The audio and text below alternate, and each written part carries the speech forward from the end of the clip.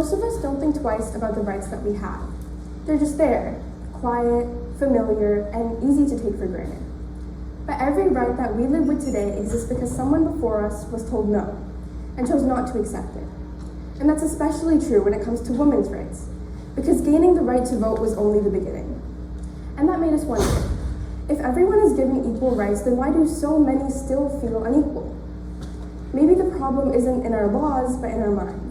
And once we started paying attention, that problem was everywhere.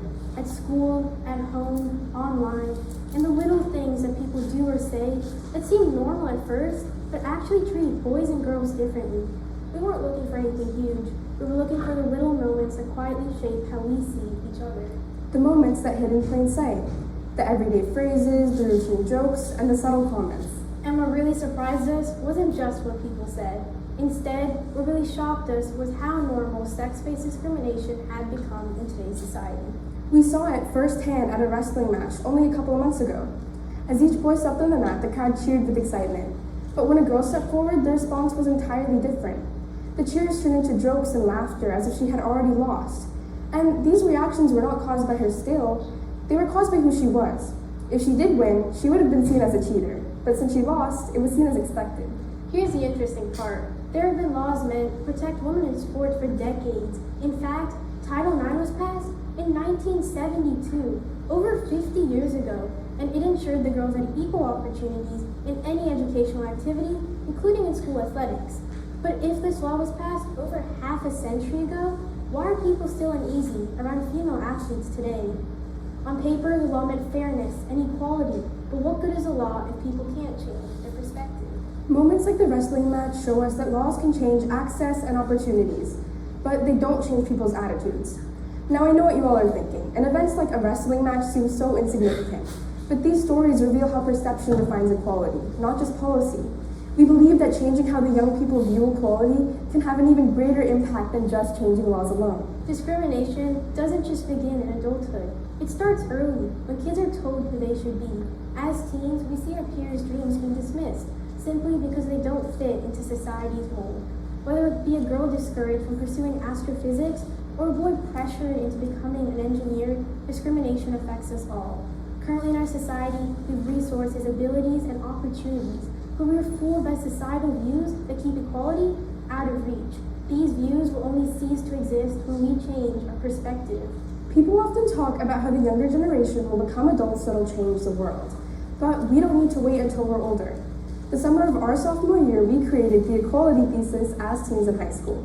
The Equality Thesis is a digital journal that advocates and informs people about the overlooked issues concerning gender bias. Through our articles, we are changing the community by encouraging new ways of thinking. In our journal, we discuss how gender discrimination impacts both males and females by using real-life examples and youth-led initiatives to encompass ideas of both activists and the younger generation. The goal of the Equality Thesis is to document issues concerning gender bias in order to raise awareness about ongoing issues. However, equality cannot be reached just through a couple of articles or speeches that only reach a small part of the population. In order to gain true equality, we have to treat it as a right and a responsibility instead of just a goal or an ideal. Our articles bring awareness to many different issues relating to gender discrimination, and one major area where gender inequality is seen is through our economy. According to the World Inequality Report, statistics show that in 2025, women worked around 10 hours longer than men per week on average, yet only earned 71% of men's wages. In addition, employment gaps are the largest in areas like the Middle East, North Africa, East Asia, and Southeast Asia. And there's a reason behind this statistic. Barriers like childcare, transport, and other unpaid responsibilities limit the ability for women to compete for equality. Now I know we've been talking a lot about how gender discrimination impacts women, but here's the thing about gender inequality. It impacts everyone. In fact, one of the first cases on gender discrimination was about a man impacted by the caregiver tax.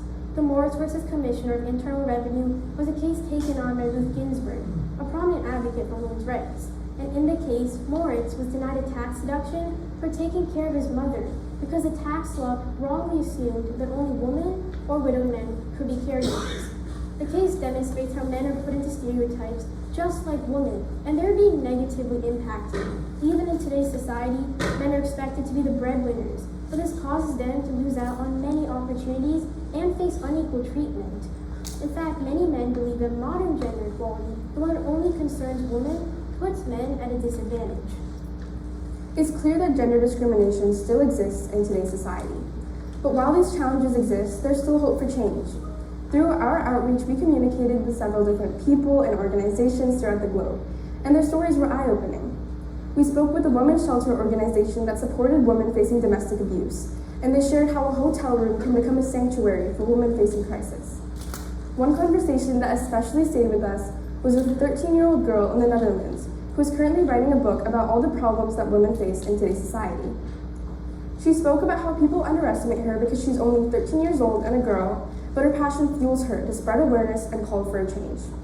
Another instance is with a girl in Asia who advocates for equal rights through social media.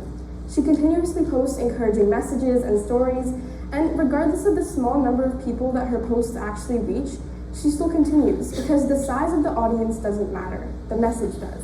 That is the most important thing we want people to understand. You don't need to change 1,000 lives. Sometimes changing one is enough. Every action, every conversation, everything you do to challenge what is normal can ripple out farther than what you'd expect. The people we met through our journal shows us that around the globe, others are stepping up to challenge societal views and demand for equality.